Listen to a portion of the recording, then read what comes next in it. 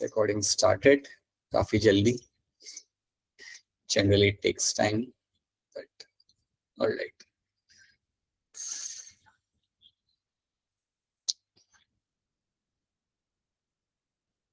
ठीक है. So in the last class we have reached till the plasma membrane. If you remember, we have done with the plasma membrane. We have seen कि plasma membrane में आपको क्या मिल जाता, क्या नहीं मिल जाता, हमने यहाँ पे देख लिया था. That is something we have seen. Okay. अब आगे बढ़ते हैं यहाँ से. हाँ जी. अब आगे बढ़ते हैं यहाँ से, and then let's start with something else. Right. So this is something we have seen the plasma membrane. अब हम बात करते हैं यहाँ पे cell wall की. Now we'll talk. हाँ बेटा बोलिए. All right. So now we'll talk about the cell wall, and cell wall के बारे में हम यहाँ पे बात करेंगे, like plant cell wall की हम यहाँ पे बात करेंगे. So now we are getting into the, अभी हम जा रहे हैं हमारे यूकैरियोटिक सेल के अंदर. Okay, so यहाँ से हम सारे के सारे जो यूकैरियोटिक ऑर्गेनल्स होते हैं हम यहाँ पे देखेंगे. So plant cell wall की अगर मैं यहाँ पे बात करता हूँ तो plant cell wall के बारे में आप इतना याद रखना, हम जनरली क्या पढ़ते हैं, that plant cell wall is made up of my cellulose. ये बात हम जानते हो, ये बात हम पढ़ते हो बचपन से, that it is made up of my cellulose. Plant cell wall cellulose के साथ साथ और भी दो चीजों की वहां पे बनी हुई होती है. You will find two more things along the cellulose. याद रखना, you will have something like your cellulose. हाँ जी, you will get to have something like your pectin as well. And एक और चीज आपको हमें मिल जाती है, दैट इज माय हेमीसेल्यूलोज. ये तीन टर्म्स आपको यहाँ पे याद रखने. There is three things I will find in the cell wall, right? Cellulose, pectin and hemicellulose. तो अगर आपको यहाँ पे, अगर आप यहाँ पे देखोगे, ये जो ब्लू कलर के आपके जो बंडल बने हुए हैं यहाँ पे, that is all my cellulose actually. ये सारे के सारे जो मेरे ब्लू कलर के बंडल यहाँ बने हुए, these are all my cellulose, right? अब ये ब्लू कलर के बंडल के साथ साथ what you will get to see ना, आपको यहाँ पे मिलेगा कि आपको यहाँ पे जो ग्रीन कलर की आपको लाइंस यहाँ पे मिल रही है जो इन्हें कनेक्ट करी है. अगर आप देखते हो यहाँ पे ध्यान से, I think you can see this green colour के जो रॉड्स आपको मिल रहे हैं जो ये बंडल को कनेक्ट कर रहे हैं. दिस ग्रीन कलर के rods are actually my hemicellulose. These rods over here are my hemicellulose. ठीक है, ये मेरे यहाँ पे हेमीसेल्यूलोज हो जाता है, राइट? और उसके बाद जो आपको पर्पल कलर के आपको यहाँ पे जो ब्रिजेस आपको यहाँ पे दिख रहे हैं जो लाइक काफी कनेक्टेड है यहाँ पे हर एक किसी के साथ रोप्स जैसे, this is what my pectin is going to be, right? अब नीट के अंदर वो आपसे कभी ये नहीं पूछेंगे कि यार पेक्टिन का स्ट्रक्चर कैसा होता है, हेमीसेल्यूलोज का स्ट्रक्चर कैसा होता है, but you should know that these three things will be seen in my cell wall. Okay? और मेरे सेल्यूलोज के बंडल्स मिलेंगे और इन बंडल्स को कनेक्ट मेरा यहाँ पे कर रहा है, मेरे यहाँ पे हेमीसेल्यूलोज उन्हें कनेक्ट करने में मेरे यहाँ पे मदद करता है. तो ये चीजें आपको मिलती है आपके सेल वॉल के अंदर. Along with that, you will have something like a middle lamella.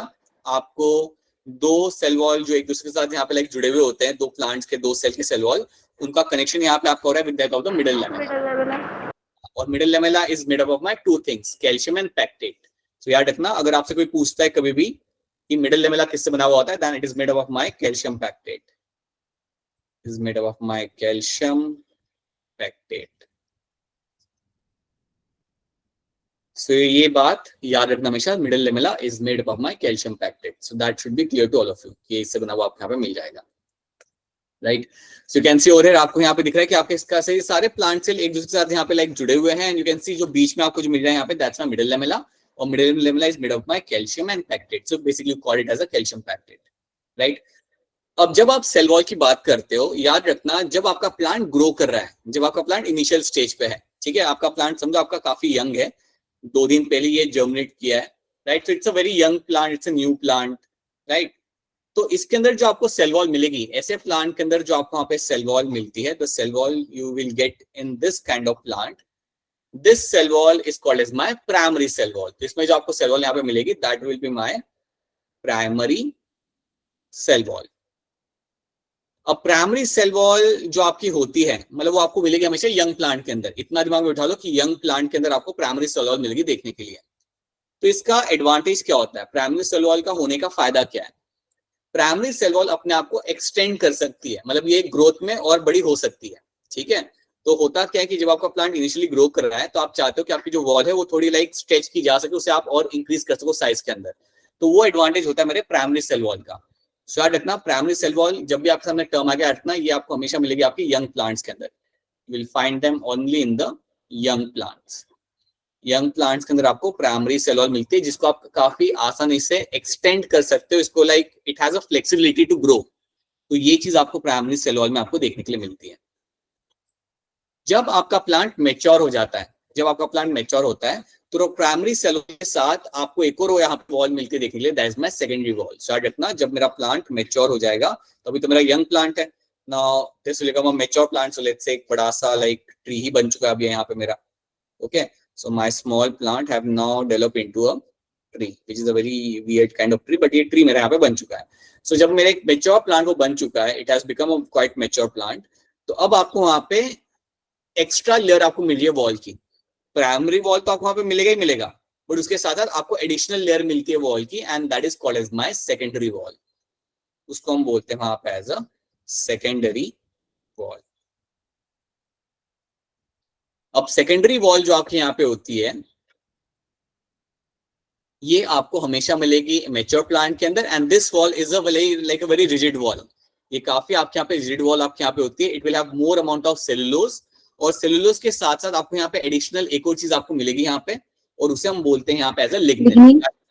हाँ जी, very good. So will have secondary wall के अंदर आपको यहाँ पे दो चीजें आपको एडिशनल मिलती है। एक तो इसके अंदर सेलुलोज आपका काफी ज्यादा लगा हुआ होता है, एडिशनल होता है, इसमें काफी ज्यादा एडिशन होगा सेलुलोज का, एंड प्लस उसके साथ साथ it will have a presence of a lignin.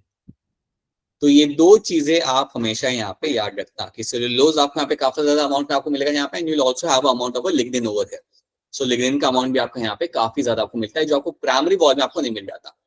So that should be clear to all of you. तो यहाँ पे आप थोड़ा सा पिक्चर आप यहाँ पे देख लो कि आपके यहाँ पे प्राइमरी वॉल है ग्रीन वाली, राइट, और उसके इनर साइड पे आपको सेकेंडरी वॉल मिलती है, लेकिन आपको तब मिलेगी जब मेरा प्लांट मेच्योर हो जाएगा।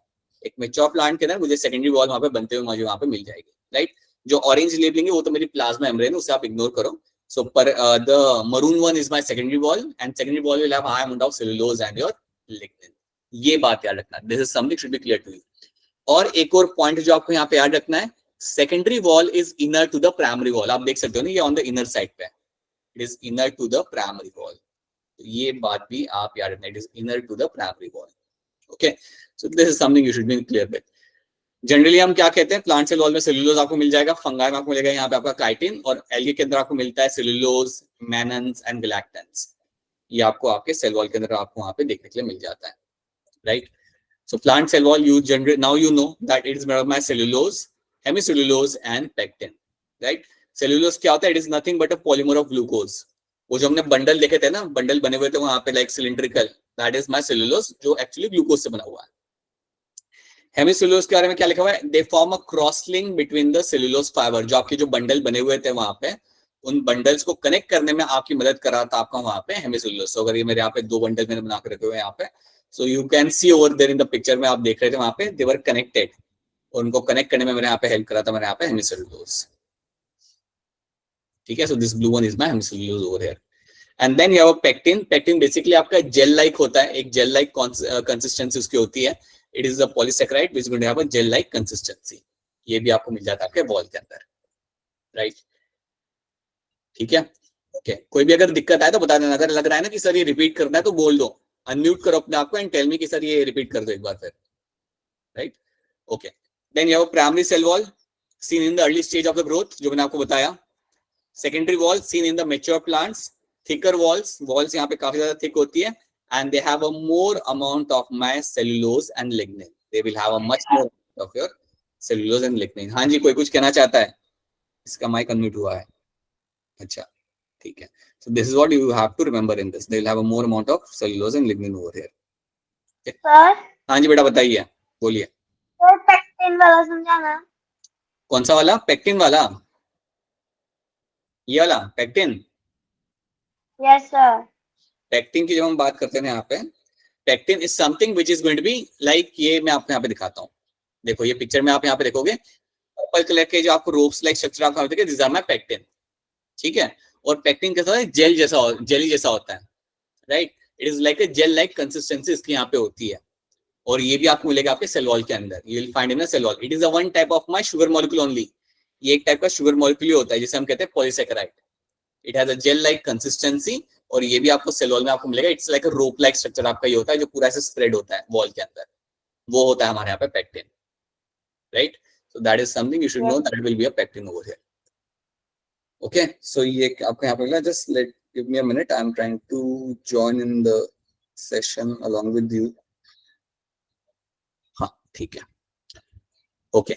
Roles of cell wall, structural support आपको प्रोवाइड करता है, स्टेबिलिटी आपको यहाँ पे प्रोवाइड कर रहा है, it is providing the rigidity to a cell, ठीक है, और उसके साथ साथ it protects against the plant pathogen. अगर कोई प्लांट को डैमेज करने, अगर कोई बैक्टीरिया है, कोई फंगस है जो एंटर करना चाहता है प्लांट के अंदर, तो सेल वॉल उसे प्रोटेक्ट करता है प्लांट को कि वो एंटर ना कर पाए। So that is the third thing you have to no.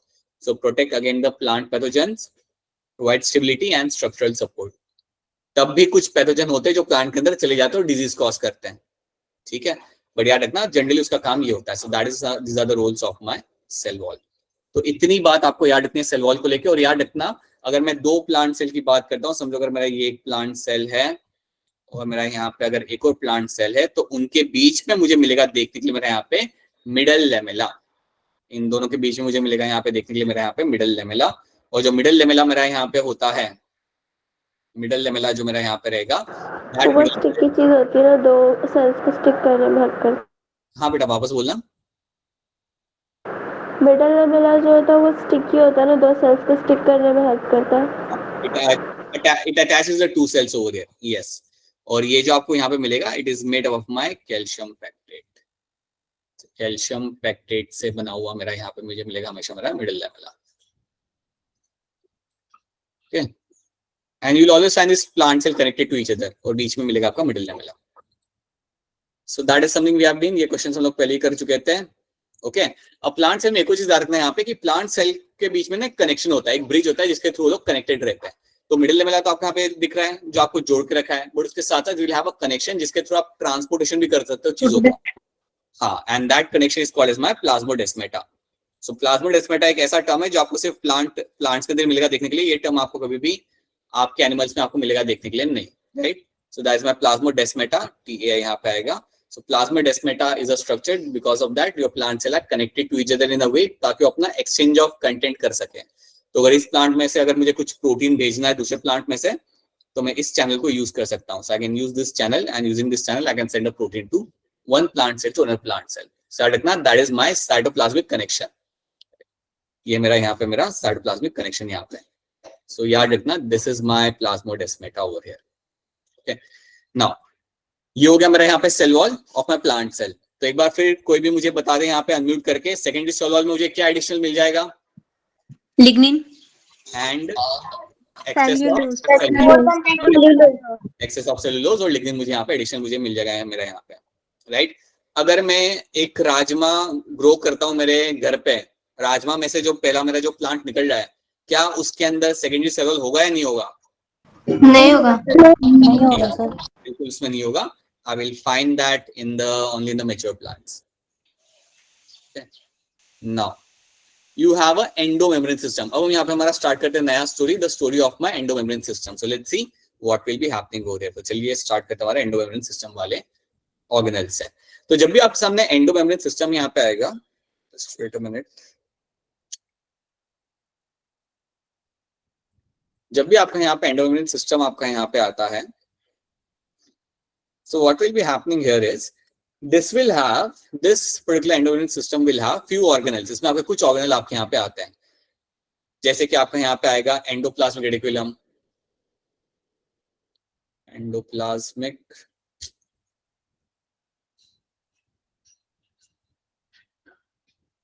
Reticulum. I don't know why this is happening on my end.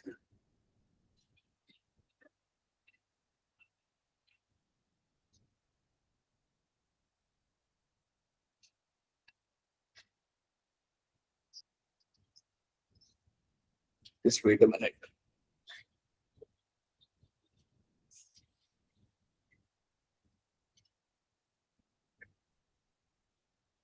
Endoplasmic reticulum आपका एक ऑर्गेनल यहाँ पे होगा, then you will have something like Golgi apparatus, Golgi body, ये आपका दूसरा हो गया organelle. Then you will have something like your lysosomes, vacuoles, and yes, the last one is my vacuoles.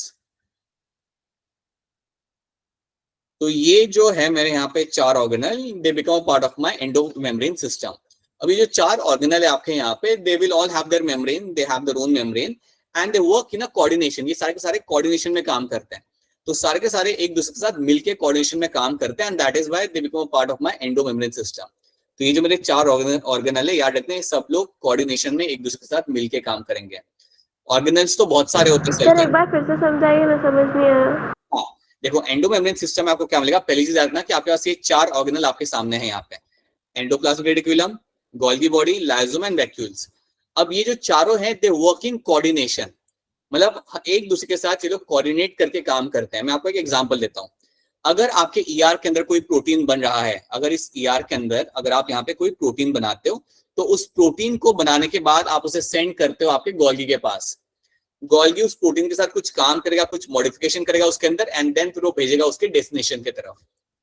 सो इस तरीके से ये जो मेरे ऑर्गेनल्स होते हैं ये साथ में मिलके काम करते हैं, they work in a coordination, and that is why they become a part of my single unit endomembrane system. जैसे कि मैंने आपको बोला कि आपको और भी कई सारे ऑर्गेनल आपको मिल जाएंगे, you will have a mitochondria, chloroplast, peroxisome, ये भी आपको मिल जाते हैं सेल के अंदर, लेकिन ये सब कोऑर्डिनेशन में काम नहीं करते, वो सब सोलो काम कर रहे होते हैं अपने अपने तरीके से। But these 4 organelles are going to work in a coordination. कई बार तो ऐसा भी होता है कि कुछ चीजें आपकी गोल्गी में से वापस से बन के आप ईआर की तरफ आप भेजते हो, ईआर से चीजें आप गोल्गी में आप भेज रहे हो। Sometime you will find Golgi में से चीजें आपकी जाती है, लाइसोसोम्स की तरफ आपकी जाती है। So we'll see all those things, right? So they work in coordination, and that is why इनको भी एक सिंगल यूनिट में हम यहाँ पे रखते हैं, that is my endomembrane system. ठीक है, सर यार 2 टाइप के होते हैं ना? वो भी हम आगे देखेंगे, जब यार अलग से पढ़ेंगे ना तब हम उसको वहां पे देखेंगे, राइट? ओके, ठीक है। Now while the membranous organelle is distinct in terms of structure and function, many of these are considered together as a endomembrane system because they function in coordination, because ये हमारे coordination में function करते हैं। That is why we consider them as a single unit. Okay, जो मैंने आपको बताया यहाँ पे। तो क्या क्या मेरा यहाँ पे आ रहा है, यहाँ पर ER, यहाँ पर Golgi apparatus, यहाँ पर lysosomes, vacuoles, and because they function are coordinated, so that is why they become a part of my endomembrane system. So अभी हम स्टार्ट करेंगे हमारे पहले ऑर्गेनल के साथ, दैट इज माय ईआर। अब यही चीज यहाँ पे मेंशन की हुई है कि आपके पास और भी कई सारे ऑर्गेनल होते हैं, यह वो माइटोकॉन्ड्रिया, यह वो क्लोरोप्लास्ट, यह वो peroxisome, but they are not coordinated like a above component. ये कोऑर्डिनेशन में काम नहीं करते, इसलिए हम इनको एंडोमेम्ब्रेन सिस्टम का पार्ट नहीं गिनते। ओके, तो याद रखना, they don't work in coordination with the other organelles और विद एनी अदर ऑर्गेनल। ये लोग अलग तरीके से अपना काम करते हैं यहाँ पे। नाउ अब हम स्टार्ट करते हैं हमारी story, the story of my endoplasmic reticulum. That is something we are going to start with. तो ये एक आपको पिक्चर दिखाने के लिए है यहाँ पे कि ये लोग कैसे कोऑर्डिनेशन में आपका काम करें। Will see that separately again. So let's start with the ER.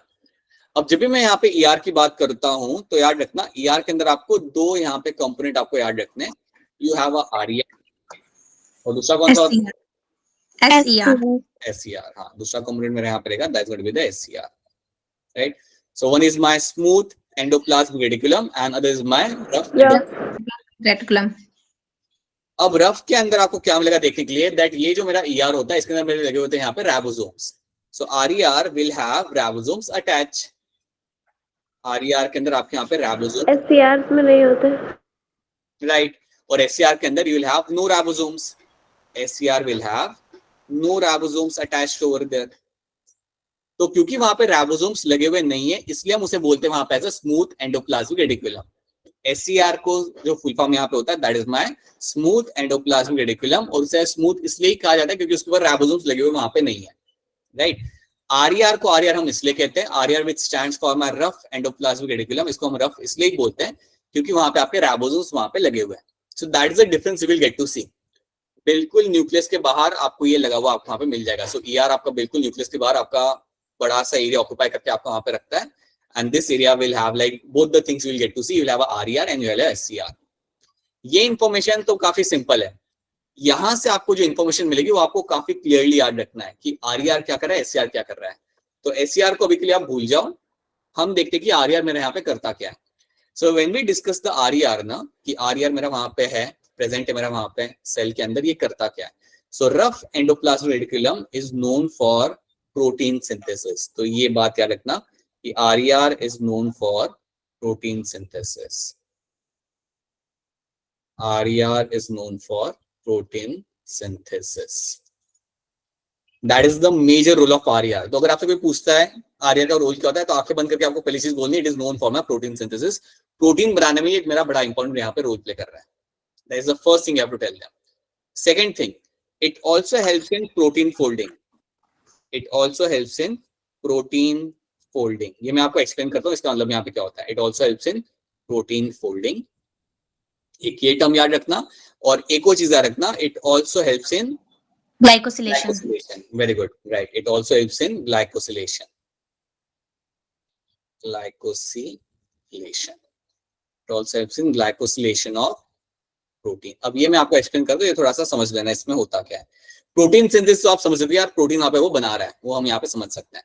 Late me tell you one thing over here. See, जब भी हम बात करते हैं प्रोटीन सिंथेसिस के बारे में, वो तो आप समझ गए कि प्रोटीन आपका यहाँ पे बन रहा है. लेकिन जब आपका प्रोटीन बनता है, उस प्रोटीन को आपको फोल्ड करना होता है एक सही तरीके से. एक बार जब आपका प्रोटीन बना, that protein has to undergo certain type of folding. तो समझो मेरा यहाँ पे एक प्रोटीन बन चुका है. अज्यूम दैट ये मेरा यहाँ पे एक प्रोटीन है, राइट. ये मेरा प्रोटीन बन चुका है. ये प्रोटीन मेरे कोई काम का नहीं है. ये मेरा प्रोटीन अभी मेरा कोई काम का नहीं है जब तक इसकी आप फोल्डिंग नहीं करते हैं. So it should have appropriate shape. तो जो मैंने प्रोटीन यहाँ पे बनाया, इसका आपको एक पर्टिकुलर आपको इसको शेप देना पड़ेगा. तो ये प्रोटीन को फिर मैं फोल्ड करूंगा, और फोल्ड करने के बाद उसे एक सर्टेन टाइप का मैं शेप दूंगा. यहाँ पे तो मैंने स्टार बना दिया, but I will give them a right kind of shape, right. उसको एक तरीके का आपको शेप देना पड़ता है, उसको एक स्ट्रक्चर देना पड़ता है. उसको हम बोलते हैं यहाँ पे as a protein folding.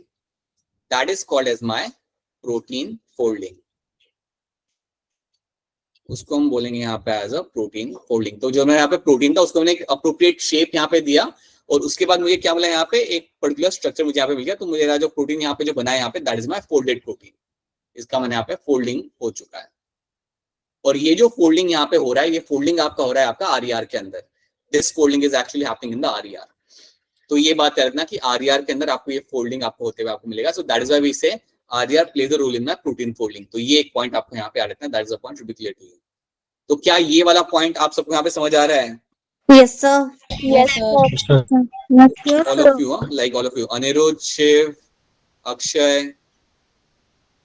Sir फिर वो जो प्रोसेस होता है ग्लाइकोलाइसिस और टीसीए साइकिल वगैरह, वो सब इसके बाद होता है या इससे पहले होता है? टीसीएस साइकिल उससे तो माइटोकॉन्ड्रिया में होगा ना, उसका कोई रिलेशन नहीं है यहाँ पे अभी.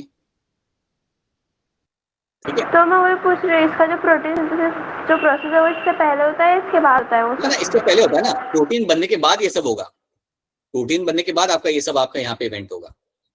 ठीक है, तो प्रोटीन एक बार आपका बन गया, उसके बाद you will carry out the protein folding, right. तो पहले आपका होगा protein synthesis, and then you do the folding over there. ठीक है, तो ये बात है ना. फिर आपका होता है यहाँ पे फोल्डिंग आपके यहाँ पे, right. And this question, like please बताओ अगर कोई चीज समझ नहीं आ रही तो, राइट. तो that is the second thing you will finding happening.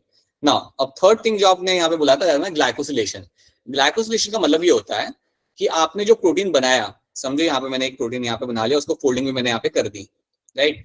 इस प्रोटीन पे मैं कई बार लगाऊंगा मेरे शुगर मॉलिक्यूल. कई बार जरूरी होता है कि एक प्रोटीन के ऊपर आप शुगर मॉलिक्यूल आप लगा दो. इसके ऊपर मैं यहाँ पे शुगर मॉलिक्यूल लगा रहा हूँ, चिपका दिया मैंने एक शुगर मॉलिक्यूल यहाँ पे, राइट. यहाँ पे भी एक शुगर मॉलिक्यूल मैंने यहाँ पे लगा दिया. ओके, तो दिया मैं शुगर मॉलिक्यूल.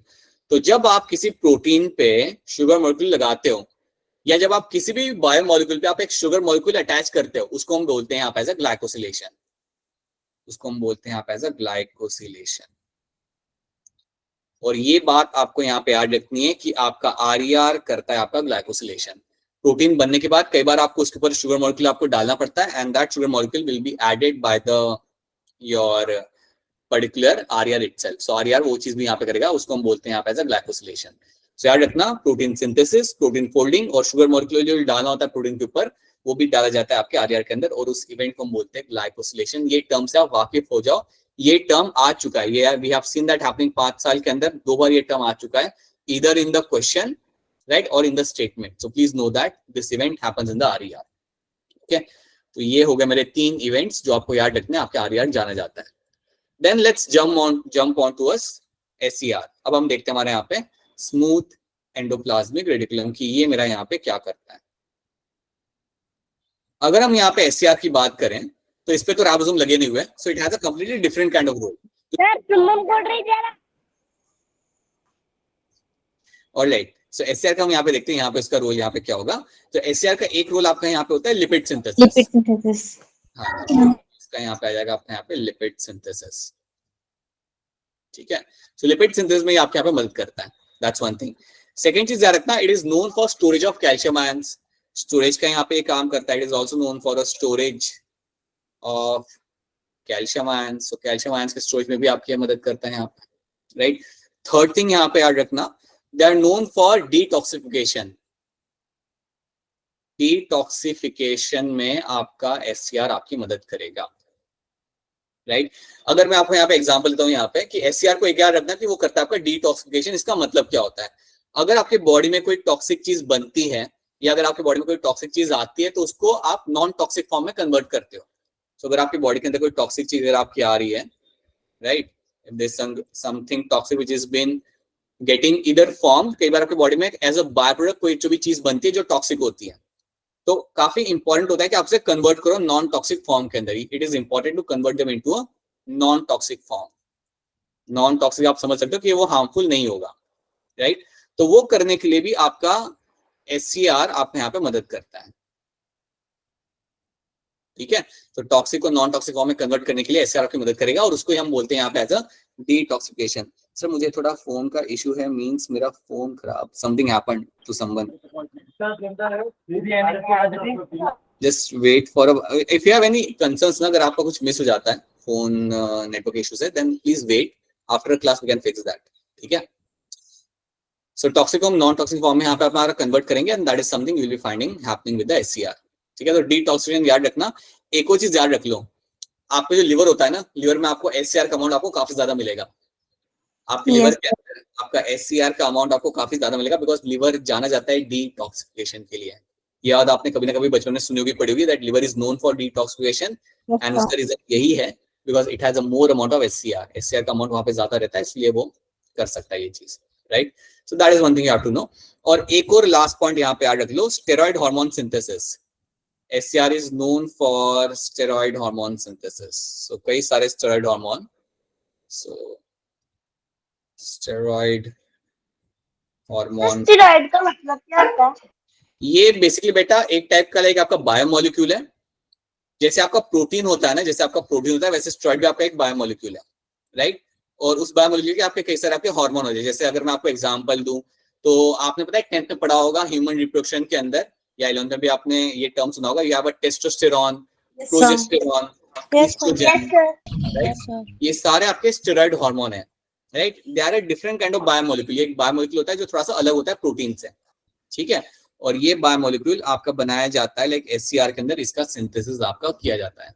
सो कई सारे आपके जो हार्मोन्स होते हैं जैसे टेस्टोस्टेरॉन हो गया, फीमेल हार्मोन हो गया progesterone, they will be formed in the SCR. So that is also one thing you should no.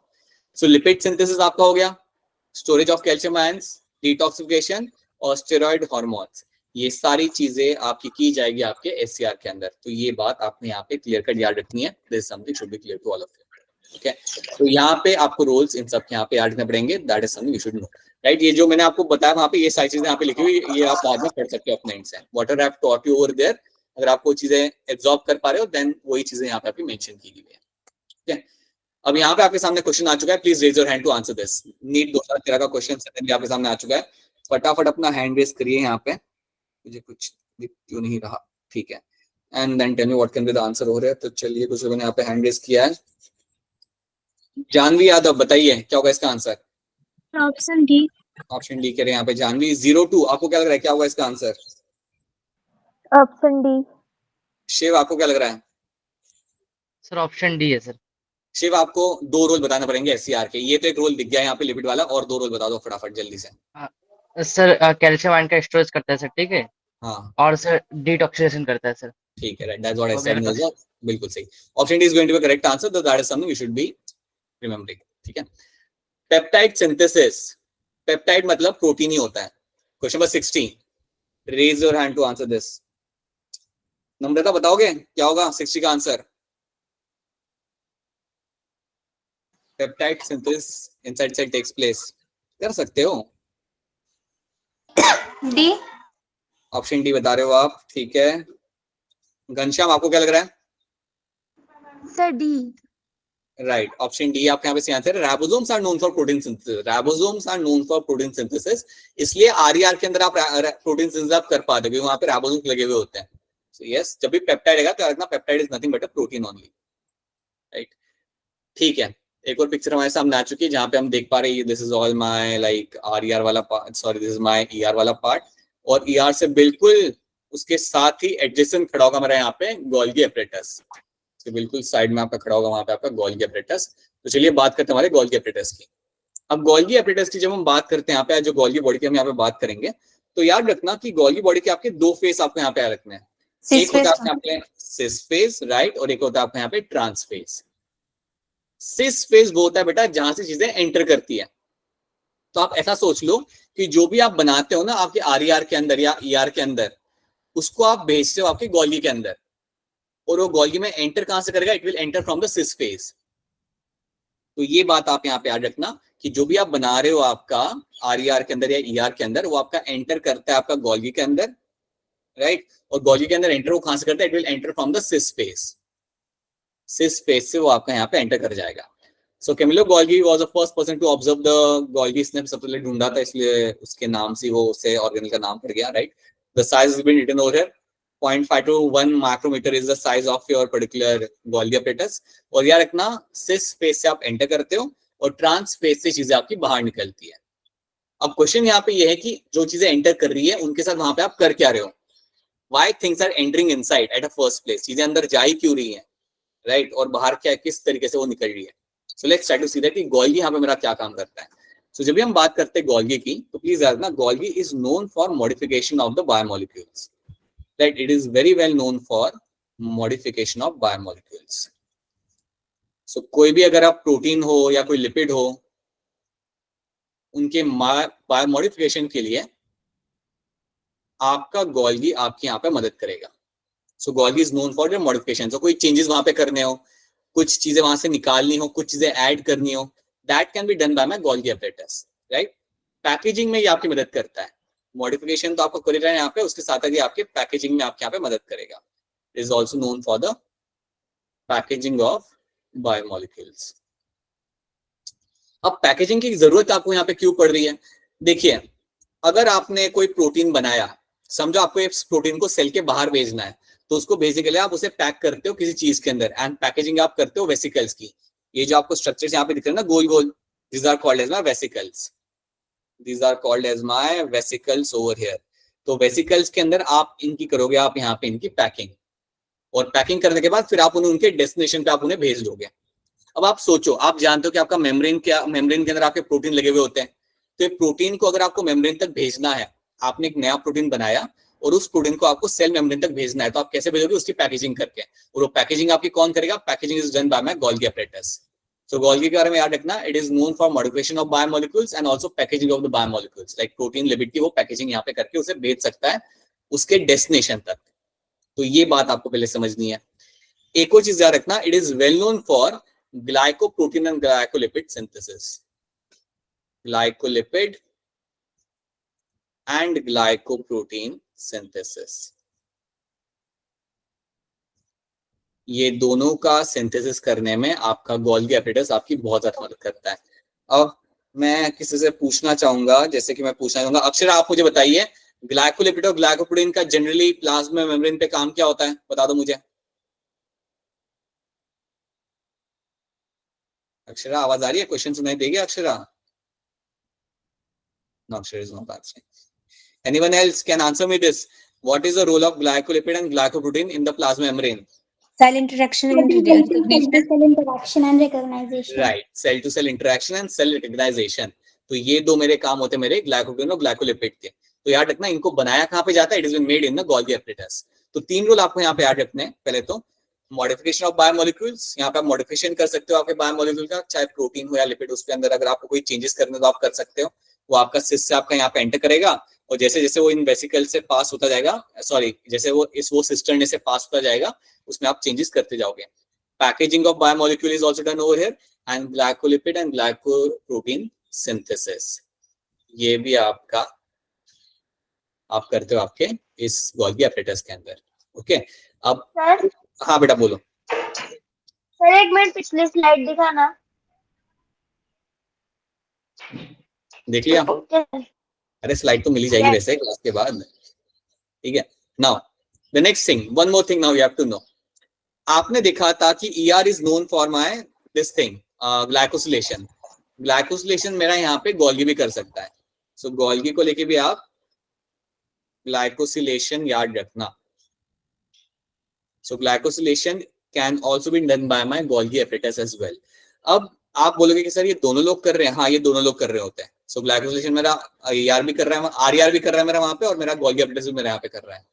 तो कभी भी अगर नीट में आपके सामने क्वेश्चन आया कि ग्लाइकोसिलेशन कहाँ पे होता है, तो आपको इधर ऑप्शन में RER दिखेगा या फिर आपको ऑप्शन में दिखेगा आपका गोल्गी बॉडी। कभी भी दोनों आपको ऑप्शन में नहीं मिलेंगे, ठीक है, because both the organelles are known to carry out the glycosylation. दोनों में फर्क क्या होता है, वो होता है, फर्क होता है। एक को हम कहते हैं N-acetyl ग्लाइकोसिलेशन, एक को हम कहते हैं O-linked ग्लाइकोसिलेशन। बट वो आप इस लेवल पे आप सीखोगे नहीं, वो आप आगे जाके आप सीखोगे। अभी आपको याद रखना है कि ग्लाइकोसिलेशन इज अ इवेंट जहां पे आप शुगर मॉलिक्यूल लगाते हो प्रोटीन के ऊपर या लिपिड के ऊपर, वो भी आपका गोल्गी एपरेटस यहाँ पे आपका करेगा। तो ये 4 रोड आपको याद रखने हैं, modification of biomolecule, packing of biomolecule, glycolipid glycoprotein synthesis and glycosylation. ये 4 चीजें आपकी हो रही है यहाँ पे आपके गोल्गी एपरेटस के अंदर। So this is something should be clear to all of you, right? क्या इतनी बात आपको यहाँ पे समझ आ रही है? Are this 4 points clear to all of you? ये इन 4 पॉइंट, यस सर। ठीक है, दिक्कत हो तो बता देना। सो लेट्स सी क्या लिखा हुआ है यहाँ पे। The Golgi apparatus principally perform a function of packaging material to be delivered either to the intracellular target और सिक्रेटेड आउटसाइड द सेल। वही मैंने आपको बोला, पैकेजिंग करता है वो, जो आपको बाहर भेजना हो या अंदर ही भेजना हो, उसकी पैकेजिंग वो यहाँ पे करके देगा। Golgi apparatus is important site for formation of my glycoprotein and glycolipid. ये करने के लिए वो बहुत वेल नोन है, राइट? और इसके अलावा याद रखना modification of biomolecule and your glycosylation, right? अब आपके सामने एक और क्वेश्चन यहाँ पे आ चुका है। So take your time, take your 30 second, statements बड़ी बड़ी है, take your time and then give me the answer over here. देख लो, ले लो 30 सेकंड, पढ़ लो आराम से सारे स्टेटमेंट्स को एंड देन हैंड रेज करना। चलो देखते हैं कितने लोगों ने हैंड रेज किया हुआ है। बहुत बड़ा ना। बेटा किसी का माइक ऑन है, माइक बंद कर लीजिए। Alright, few people have raised their hand. Devisha, क्या लग रहा है आपको इसका आंसर क्या होगा? मेजर रोल बताइए।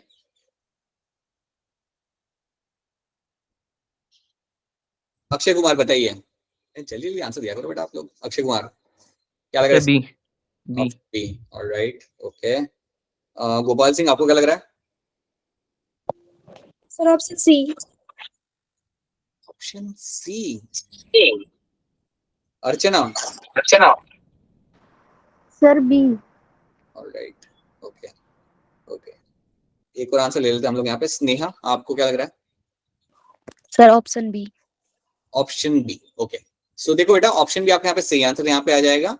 In the post translational modification of protein and glycosylation of lipid, right? तो देखो यहाँ पे आपके 2 टर्म आपके यहाँ पे आ रहे हैं, मॉडिफिकेशन, राइट, एंड ग्लाइकोसिलेशन, जो हमने वहां पे देखे थे। तो ये दोनों चीजें आपकी गोल्गी बॉडी के अंदर आपको यहाँ पे होगा।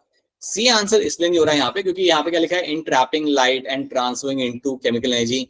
ये सब तो आपका क्लोरोप्लास्ट करता है, गोल्गी नहीं करेगा, ठीक है? तो इसलिए आपका ये आंसर यहाँ पे आपका नहीं आएगा। और बाकी ऑप्शन भी आपके यहाँ पे बिल्कुल भी सेंस नहीं करते, सो ऑप्शन भी बनता है मेरे यहाँ पे एज अ करेक्ट आंसर। तो ऐसे टर्म्स आपके आते हैं, इसलिए आपको ये टर्म्स मालूम होने चाहिए, ठीक है? देन बड़ा ही सिंपल क्वेश्चन है ये, तो बहुत ही सिंपल क्वेश्चन है इसका। विष्णु, आप बताओगे इसका आंसर? विष्णु, आपको क्या लग रहा है इसका आंसर क्या होगा? विष्णु तक हमारी आवाज नहीं जा रही।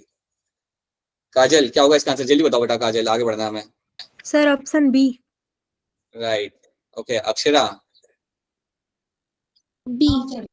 Now Akshara you are able to hear me? हाँ अक्षरा, अब आवाज आ रही है मेरी? राइट, ठीक नहीं है। Golgi apparatus is the correct answer. Yes, glycoprotein and glycolipid का सिंथेसिस आपका गोल्गी एपरेटस यहाँ पे करता है। सो द थिंग इज ना, इस यूनिट में से आपके जब क्वेश्चन आएंगे तो काफी डायरेक्ट क्वेश्चन आपके आएंगे। सो आपको आपके फैक्ट मालूम होने चाहिए and then you should be able to answer them. Okay, now let's jump on to my lysosomes. तो हमने हमारे 2 ऑर्गेनेल्स यहाँ पे देख लिए। Now let's jump on to lysosomes over here. So lysosomes की जब हम बात करते हैं, they are membrane bound vesicular structures form by process of my Golgi apparatus. हाँ, अब यहाँ पे एक चीज मैं यहाँ पे ऐड करना चाहूंगा गोल्गी के अंदर। ये स्टेटमेंट आप देखो यहाँ पे, स्टेटमेंट आपको यहाँ पे पता है क्या कह रहा है? स्टेटमेंट आपका ये कह रहा है यहाँ पे कि लाइसोसोम्स जो होते हैं इनके आसपास आपको मेम्ब्रेन मिल जाएगी। They are membrane bound vesicular structure and they are formed by Golgi apparatus.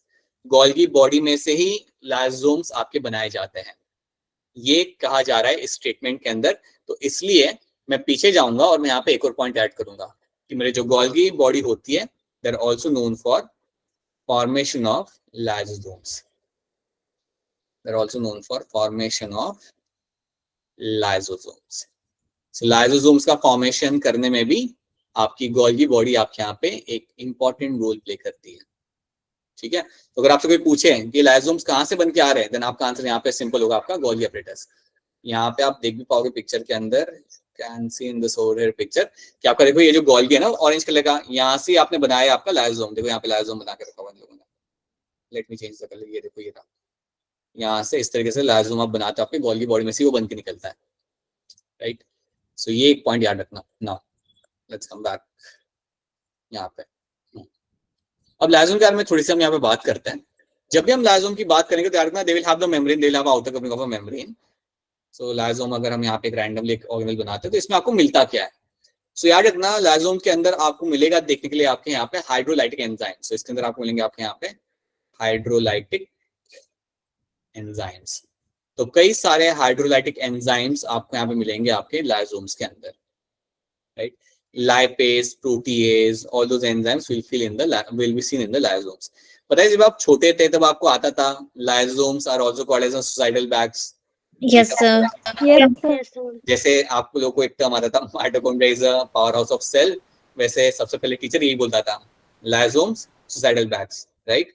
तो इसमें वो सुसाइडल बैग्स का कहने का रीजन ही यहाँ पे होता है क्योंकि उसके अंदर आपको मिलता है कई सारे आपके यहाँ पे एंजाइम्स। अगर ये एंजाइम्स बाहर आ जाए तो यहाँ पे डैमेज क्रिएट कर सकते हैं, तो इनको अंदर ही रखना यहाँ पे आपका इंपॉर्टेंट है। You have to make sure कि ये अंदर ही रहे, ओके। अब एक बात आप यहाँ पे याद रखना कि जो मेरे एंजाइम्स हैं, मेरे कई सारे एंजाइम्स मुझे यहाँ पे अंदर मिल जाएंगे। ये एंजाइम्स आपके एक्टिव रहेंगे एक सर्टेन पीएच के ऊपर। So they will always remain active in the acidic pH. तो इन एंजाइम्स को एक्टिव रखने के लिए you need to have a acidic pH. Acidic pH मतलब आपका पीएच यहाँ पे आपका होना चाहिए रफली अराउंड 4 से 5 जितना। 4 से 5 जितना पीएच आपको मेंटेन करना है लाइसोसोम्स के अंदर, तभी आपके एंजाइम्स एक्टिव रहेंगे। अगर ये पीएच मेंटेन नहीं करते आप तो आपके एंजाइम्स एक्टिव नहीं रहेंगे। तो ये बात याद रखना। You will find number of enzymes inside the lysosomes और इन एंजाइम्स को एक्टिव रखने के लिए you need to have this kind of pH. आपको ये पीएच आपको यहाँ पे आपका मेंटेन करना है, ठीक है। तो ये बात याद रखना। अब इस पीएच को आप मेंटेन कैसे करोगे? इस पीएच को आप मेंटेन करते हो by adding H+ ions inside. तो याद रखना इसके अंदर आप हमेशा सेल के बाहर से H+ आयंस आप डालते रहोगे। सेल के बाहर से मतलब from the cytoplasm you just keep on adding the H+ ions. तो साइटोप्लाज्म में से आप H+ आयंस डालते रहो ताकि अंदर का पीएच आपका मेंटेन रहे, ओके। अगर अंदर का पीएच मेंटेन नहीं है देन आपके एंजाइम्स काम नहीं कर सकते। ये बात आपको याद रखनी है। सो याद रखना you need to have acidic pH inside and that value also should be remembered. 4 से 5 जितनी वैल्यू आपको मेंटेन करनी है तभी मेरे एंजाइम्स यहाँ पे काम करेंगे। क्या ये वाली कहानी आपको समझ आ रही है? Is this story clear to all of you? Yes, sir. Yes, sir. ठीक है, Yes, sir. कोई अगर समझना है तो प्लीज बताना यहाँ पे। So this is something we will get to see. Vivek good evening. Vivek late join किया है या फिर बीच में आए थे फिर चले गए, फिर कोई दिक्कत आई थी इसलिए वापस आए? Okay, so now let's C over here these vesicles on what they have written over here. These lysosomes will have number of like enzymes over here, hydrolytic enzymes, and these enzymes are like my hydrolase, lipase, protease, carbohydrate. These are the enzymes I'll get to see, okay, inside the lysosomes, right? So याद रखना ये सारे enzymes यहाँ पे मिलेंगे और उनको कौन से पीएच पे आपको रखना है वो आपको यहाँ पे याद रखना है। This is something should be clear to you. And basically आपके lysosomes का काम होता है digestion, right? They are going to play a very important role in the digestion of number of things.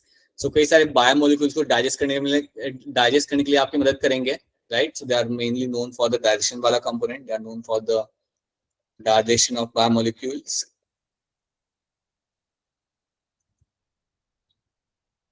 They are also known for digestion of your old cell organelles. So अगर मैं आपको यहाँ पे बताऊं लाइसोसोम्स का एक और काम यहाँ पे ये होता है कि अगर आपके सेल के अंदर कोई ऑर्गेनल है जो काफी पुराना हो चुका है तो उसे भी वो ब्रेक डाउन कर देगा। Yes, sir. हाँ, तो अगर आपके सेल के अंदर एक माइटोकॉन्ड्रिया है जो काफी पुराना हो चुका है, राइट, अब वो ढंग से काम भी नहीं कर रहा, आपका पावर हाउस ऑफ सेल सही से पावर बना भी नहीं रहा, तो उसको रखने का मतलब नहीं है। उसको ब्रेक डाउन करो और कुछ नया बनाओ। सो वो करने के लिए भी आपका लाइसोम आपके यहाँ पे मदद करेगा. It will also help in the breaking of this particular organelle over there, right. तो लाइसोम के मल्टीपल रोल्स होते हैं. It is also used for the digesting some foreign particle. कभी भी फॉरेन पार्टिकल सेल के अंदर आ जाता है तो उसको भी लाइसोम जाके पकड़ेगा और उसे वहां पे ब्रेक डाउन करेगा. Okay, so these are the things lysosome are known for, right. अब इसमें एक चीज मैं यहाँ पे ऐड करूंगा जो यहाँ पे मेंशन नहीं किया हुआ, बट मैं ऐड करूंगा यहाँ पे. You have different types of lysosomes. अब उसको हम यहाँ पे डिटेल में समझेंगे नहीं, because that is not something which you study in the revision class in detail. But याद रखना, you have a different types of lysosomes, will get to see. You have different types of lysosomes. ठीक है. अब क्योंकि आपके अलग अलग type के लाइसोम्स आपको मिलते हैं, इसलिए एक टर्म यहाँ पे सब लोग दिमाग में बिठा लो कि lysosomes are called as polymorphic. They are called as my polymorphic organelle. अब पॉलीमॉर्फिक ऑर्गेनेल उसे इसलिए कहा जाता है क्योंकि इसके अलग अलग टाइप्स होते हैं. लाइसोसोम्स के आपको अलग अलग टाइप्स मिल जाएंगे. बेसिकली 4 टाइप्स होते हैं यहाँ पे, वो आपको 4 टाइप्स आपको यहाँ पे मिल जाते हैं. इसलिए लाइसोसोम के लिए एक टर्म यहाँ पे यूज किया जाता है. It is called as my polymorphic organelle. Polymorphic मतलब अलग अलग टाइप का ही आपको मिल जाता है, इसलिए it is of different different types. So that is why it is called as my polymorphic organelle. अब ये टर्म आपके सामने मैं इसलिए रख रहा हूँ क्योंकि ये टर्म आपके सामने आ सकता है स्टेटमेंट के अंदर. आपके सामने ये टर्म आ सकता है एज अ स्टेटमेंट की लिखा होगा, एक स्टेटमेंट लिखी होगी that lysosomes are my polymorphic organelles. So you should know it's a right statement. It is a true statement because lysosomes के आपके अलग-अलग types आपको वहाँ पे मिल जाते हैं. Okay. Now, so that is something should be clear to all of you. Okay. मैं आपके साथ एक आपके साथ एक मैं PDF शेयर करूंगा जहाँ पे आपको इसके टाइप्स भी आपको होंगे and they have a brief description of the types as well. But apparently बस इतना रखना कि आपके इसके अलग आपको टाइप्स यहाँ पे आपको मिल जाएंगे. Okay. So that is what you have to know about the lysosomes. अब इसका आंसर मुझे बताओ यहाँ पे. Which of these is not a part of my endomembrane system? इनमें से कौन सा आपका endomembrane system का पार्ट यहाँ पे नहीं है? हैंड रेज करना पड़ेगा इसका आंसर देने के लिए. So please take your 20 seconds, read the question and then try to tell me the answer. Harshita बताइए क्या लग रहा है इसका आंसर आपको यहाँ पे? Sir option B peroxisome. आपको ऑप्शन बी यहाँ पे लग रहा है? मुझे भी वही लग रहा था वैसे. ओके देन अर्चना आपको क्या लग रहा है? Sir option B. Alright, okay. And आपको? Diksha Kumari. Option B. Right, option B is not a part of my endomembrane system. बाकी जो मेरे एंडोमेम्ब्रेन सिस्टम यहाँ पे पार्ट बन जाते हैं. Very easy to get my 4 marks. Okay, now let's jump on to my vacuoles. अब हम यहाँ पे हमारी वैक्यूल वाली बात यहाँ पे देख लेते हैं. अब वैक्यूल वाली बात पढ़ने के पहले मैं एक बार फिर वापस जानना चाहूंगा, यहाँ तक सबको क्लियर है? We are done with the ER, we are done with the Golgi, we are done with the your lysosome, right. और उसके लिए हमने सेल लिखा था. All of you, boys and girls, सबको ये चीज यहाँ पे समझ आ रही है, right? People who are not even raising hand, I hope it's clear to all of you. Anushka, Bhavna, Chandni, I hope it's clear to you as well. Mahesh, यहाँ तक सब कुछ क्लियर है? इरफान, काजल, yes sir. करण, ओम, प्रखर, I hope it's clear to you as well. ठीक है, प्रियंका, रानी, ऋषभ, ठीक है. अगर लग रहा है कि क्लास की स्पीड फास्ट है देन बता दो कि सर थोड़ा स्लो किया जा सकता है. शिव, यहाँ तक सब कुछ क्लियर है? Yes sir. और लगे ना कि अगर फास्ट है तो बता देना कि सर रिपीट कर दो या स्लो हो जाओ, तो I will be making sure that it happens as per your requirement. Okay, now vacuoles. Vacuoles are like simple organelles. अगर हम यहाँ पे देखें तो यहाँ पे हमारे पिक्चर है, यहाँ पे वैक्यूल हमें यहाँ पे मिल जाएंगे. Vacuoles can be seen plant and animal cell, दोनों में आपको मिल जाता है. यहाँ पे आपके सामने प्लांट सेल है. प्लांट सेल में 90% एरिया आपका वैक्यूल कवर करेगा. 90% area is covered by my vacuole. ठीक है, इसका याद रखना. 90% एरिया आपका वैक्यूल कवर करता है इन योर प्लांट सेल. अब वैक्यूल के अंदर you will get to see a large number of things. Will get to see, इसके अंदर आपको जो काम की चीज होती है वो भी मिलती है, कभी आपको इसके अंदर वेस्ट भी मिल जाएगा. सो will have number of things in the vacuole. Can have एक तो वाटर आपको काफी ज्यादा मिल जाता है वैक्यूल के अंदर. You will have waste material you can find in the vacuole, right? Waste material भी आपके यहाँ पे रखा जाता है इसके अंदर. You'll find number of like minerals you will get to see in the vacuoles, right? So number of minerals are being kept in the vacuoles. H+ ions आपके हो गए, आपके potassium ions आपके हो गए, तो इन सबको भी आप vacuoles में आप यहाँ पे स्टोर करके आप रख सकते हो. Okay? So vacuoles के अंदर आप like it's like a storage house. उसमें आप काफी चीजें आप स्टोर करके आप वहाँ पे डाल के आप वहाँ पे आप आराम से रख सकते हो. एनिमल सेल में भी आपको वैक्यूल मिलते हैं, लेकिन वो इतने बड़े नहीं होते हैं। प्लांट सेल में तो काफी बड़े आपको वैल्यू है, एनिमल सेल में आपको वैल्यू, they are like small vacuoles in the animal cell. Okay, and या one more important thing, vacuole के बारे में जो जनरली क्वेश्चंस आते हैं ना, वो पता है किस चीज का आते हैं, इसकी आउटर मेम्ब्रेन को आप यहाँ पे क्या बोलते हो। So the outer membrane of vacuole has a name and that is my right, उसको हम बोलते हैं यहाँ पे एज अ टोनोप्लास्ट। तो tonoplast is the outer membrane of the vacuole. तो ये याद रखना, इसको लेके कई बार आपके क्वेश्चंस आ चुके हैं। That is the outer membrane of vacuole. ठीक है, सो आउटर मेम्ब्रेन जो वैक्यूल की होती है उसका नाम यहाँ पे आपका होता है tonoplast. So vacuole is a membrane-bound space found in the cytoplasm. It contains water, excretory product, other material not useful for the cell. जो भी चीजें काम की नहीं होती या कुछ काम की चीजें भी होती है, बट मोस्टली जो काम की चीजें नहीं होती आप वैक्यूल में आप रख देते हो। In plant cell, vacuoles occupy 90% of the volume of the cell. The vacuole is bound by a single membrane called as my tonoplast. इतना ही इंफॉर्मेशन आपको याद रखना है नीट के कॉन्टेक्स्ट में।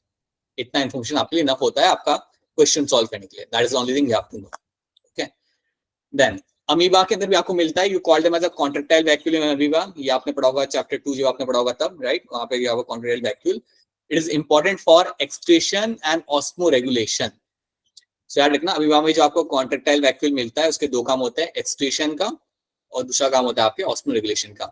ऑस्मो रेगुलेशन को अगर मैं यहाँ पे समझाऊं आपको, ये टर्म का मतलब क्या होता है, मैं आपको थोड़ा सा सिंपल लैंग्वेज में इसको समझाता हूँ। इसका मतलब ये होता है कि आपके बॉडी के अंदर आप पानी और इलेक्ट्रोलाइट का बैलेंस मेंटेन रखो। आप अपने बॉडी के अंदर जब आप पानी और इलेक्ट्रोलाइट का बैलेंस मेंटेन रखते हो उसको हम कहते हैं ऑस्मो रेगुलेशन। ठीक है, तो गर्मी में आप पानी ज्यादा पीते हो, राइट? आपकी बॉडी ध्यान रखती है कि आपके Na आयंस और सोडियम आयंस और आपके पोटेशियम आयंस का लेवल मेंटेन रहे। तो आपकी बॉडी क्या करिए, आपकी बॉडी करिए ऑस्मो रेगुलेशन। पता है आपने एक्सक्रीशन वाले चैप्टर में पढ़ा होगा कि कैसे आप नेफ्रॉन में से Na आयंस को आप निकालते हो, पोटेशियम आयंस को आप भेजते हो, देन कैल्शियम आयंस को आप निकालते हो, right? That is all part of osmoregulation, right? तो जब आप बॉडी के अंदर अपना पानी का लेवल, इलेक्ट्रोलाइट का लेवल मेंटेन कर रहे हो, so that is called as osmoregulation. और पता है कई बार अगर हमारी बॉडी वो कर नहीं पाती तो बच्चों को पता है वो ORS दिया जाता है to maintain the electrolyte balance in their body. That is something which is been done. तो ये जो ऑस्मो रेगुलेशन आपका हो रहा है बॉडी के अंदर, वो अमीबा के अंदर भी होता है, और वो करने के लिए यहाँ पे आपका यूज किया जाता है आपके यहाँ पे कॉन्ट्रैक्टाइल वैक्यूल। उसके थ्रू अपना वहां पे मेंटेन कर सकता है। ठीक है, उसी तरीके से प्रोटिस्टा में you have something like a food vacuole, right? जो बनाया जाता है after angling the food particle. तो कई बार कुछ प्रोटिस्टा क्या करते हैं, एक फूड पार्टिकल को जाके खा लेंगे और उसके बाद उसे एक वैक्यूल में रख देंगे, उस वैक्यूल को बोलेंगे वो लोग वहां पे एज अ फूड वैक्यूल। ये भी आपको यहाँ पे होते हुए आपको मिल जाएगा, राइट? Simple terms. ओके, तो now we have few questions over here. Let me pick up this question, question number 3। वैसे क्वेश्चन पढ़ पा रहे हो आप लोग? थोड़ा सा लाइक थोड़ा सा पढ़ने में थोड़ा सा पढ़ पा रहे हो, नहीं पढ़ पा रहे? पहले ये बताओ। दिख रहा है ना? हाँ तो बता दो। चलो इसका आंसर यहाँ पे क्या होगा, कौन बताएगा इसका आंसर? कौन बताएगा? हैंड रेज करना पड़ेगा इसके लिए आपको। You have to raise your hand. Salma, क्या होगा इसका आंसर? सलमा ने हैंड रेज किया? नहीं किया? नहीं किया। Wait a minute, I cannot see people who have raised their hand. अच्छा, now I can see. Okay, Janvi बताओ क्या होगा इसका आंसर? ऑप्शन 1। जानवी आपकी आवाज काफी धीरे आ रही है, थोड़ा जोर से बोलिए। ऑप्शन 4। हाँ ठीक है। प्रखर, क्या लग रहा है इसका आंसर?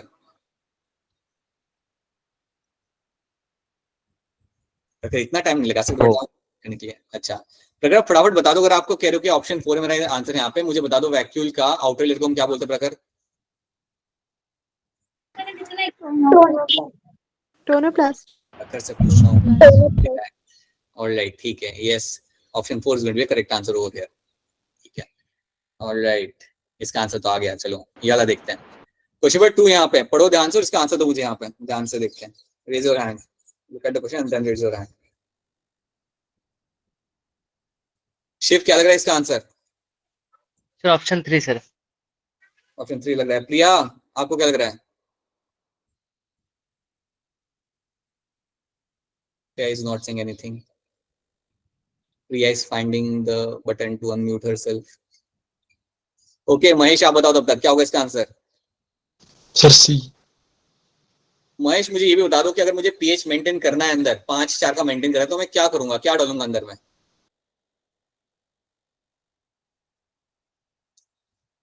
आपका आंसर सही है। Hydrogen ion. या I will be adding the H+ ions, Hydrogen बिल्कुल ion. सही, राइट।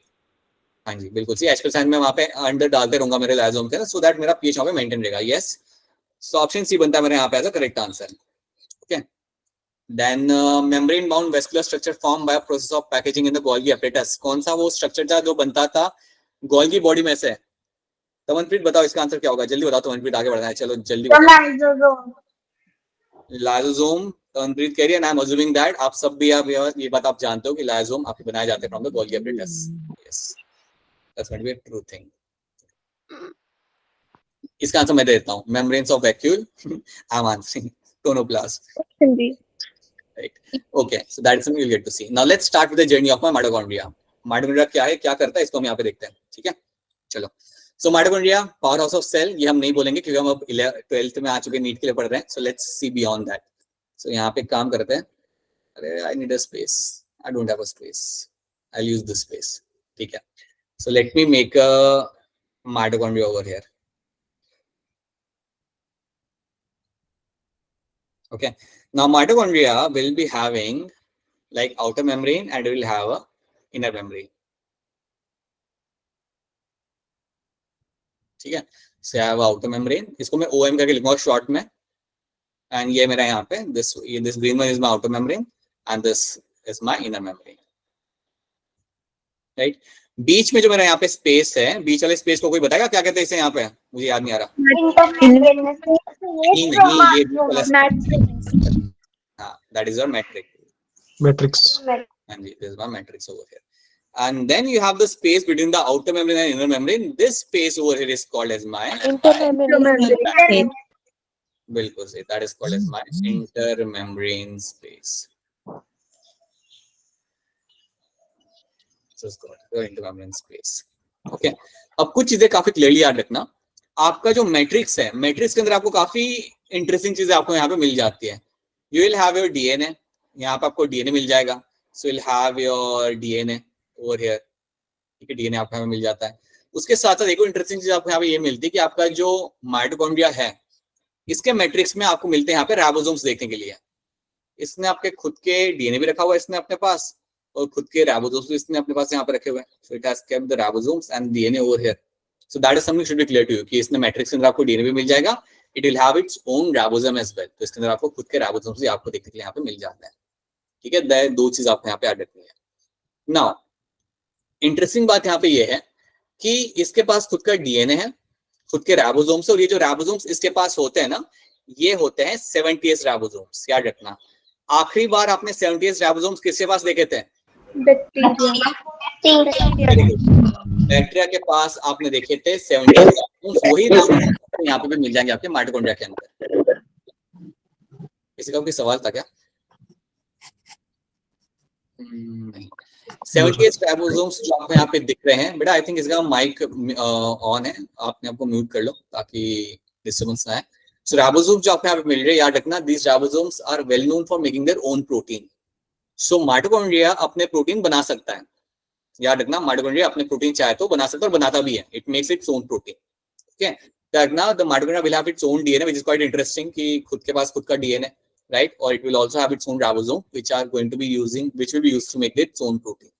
और ये सब आपको मिल जाएगा मैट्रिक्स के अंदर। So that should be clear to you. Second चीज आप यहाँ पे याद रखना, जो आपने 11th पढ़ा था, आपने 11th में एक साइकिल पढ़ा था जिसे हम कहते हैं क्रेब्स साइकिल, चैप्टर 14 के अंदर। प्लीज याद रखना, वो क्रेब्स साइकिल आपका होता है मैट्रिक्स के अंदर। साइकिल आप अपना यहाँ पे रन करते हो इन द मैट्रिक्स, राइट?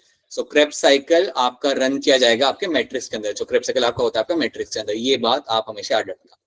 उसी चैप्टर के अंदर आपने एक और चीज पढ़ी थी जिसको हम कहते हैं इलेक्ट्रॉन ट्रांसपोर्ट चेन, या इसका एक और नाम था oxidative phosphorylation, right? So please याद रखना, the ETC or oxidative phosphorylation will takes place in the inner membrane. Okay. That it takes place in the inner membrane. So यहाँ पे जो inner membrane बनी हुई है आपके यहाँ पे, इसके साथ ही मैं यहाँ पे लिख देता हूँ, इस लोकेशन पे आपका होता है इलेक्ट्रॉन ट्रांसपोर्ट चेन। ये मैं मेंशन इसलिए कर रहा हूँ बिकॉज इसके ऊपर बेस्ड क्वेश्चन आते हैं। You will find question coming based on this. So याद रखना, इनर मेम्ब्रेन के अंदर आपका रन किया जाता है आपका इलेक्ट्रॉन ट्रांसपोर्ट चेन, मैट्रिक्स के अंदर आप रन करते हो आपका यहाँ पे क्रेब्स साइकिल। ओके और मैट्रिक्स में जो फ्री स्पेस मेरे यहाँ पे यार था, it will have it's own DNA, it will have its own ribosome and it will have it's ribosome of my 70s, right. और ये जो मेरा ऑर्गेनल है, it is mainly known for my ATP synthesis. This is जो major role इसका यहाँ पे रहेगा, सबसे इंपॉर्टेंट रोल जो आप 8वीं कक्षा से आप पढ़ते हुए आ रहे हो, that is my ATP synthesis.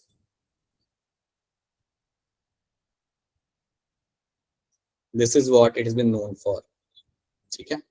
कोई सवाल हो तो पूछ सकते हो, बताइए, सवाल बताइए अगर कोई सवाल है आपके पास तो। नहीं है सवाल? कुछ लोगों का हैंड रेज्ड है, वो हैंड रेज आपके क्वेश्चन के लिए है या कुछ अलग हैंड रेज्ड है? अच्छा नहीं है, ठीक है। सो याद रखना एटीपी सिंथेसिस करने के लिए, याद रखना एटीपी सिंथेसिस आपका यहाँ पे माइटोकॉन्ड्रिया के अंदर किया जाता है। और जनरली आप होता क्या है कि जब आपका ईटीसी होता है ना, ईटीसी करने के बाद ही आपके बहुत सारे एटीपी आपको मिलते हैं। Software electron transporter, you get to have a huge amount of ATPs are being formed, right. इतनी बात हमने यहाँ पे देख ली। This is something you should be very much clear with कि खुद का राइबोसोम है, खुद के यहाँ पे डीएनए है।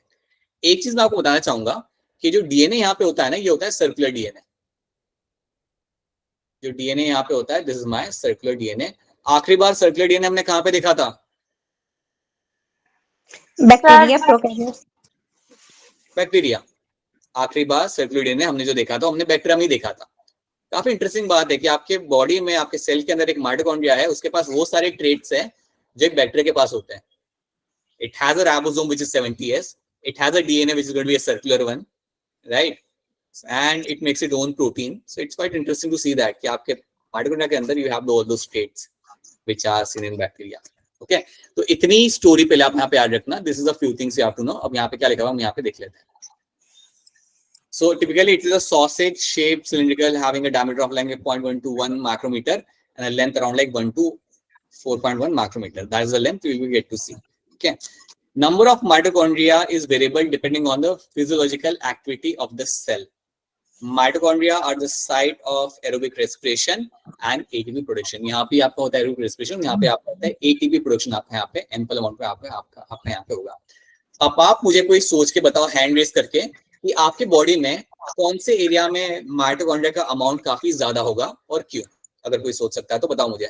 You have to raise your hand to answer this.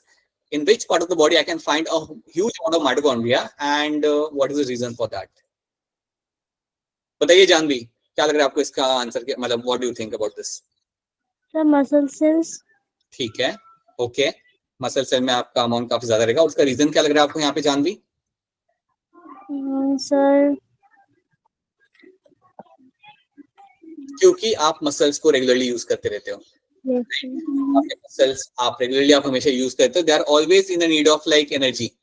और क्योंकि आपके मसल्स हमेशा यूज होते रहते हैं, दैट इज व्हाई वहां पे माइटोकॉन्ड्रिया का होना काफी अंडरस्टैंडेबल है, राइट. जैसे कि अगर अभी आप लोग बैठे हुए, अज्यूमिंग दैट कि आप सब लोग बैठ के लेक्चर देख रहे हो, शायद कुछ होंगे जो लेट के देख रहे होंगे, राइट.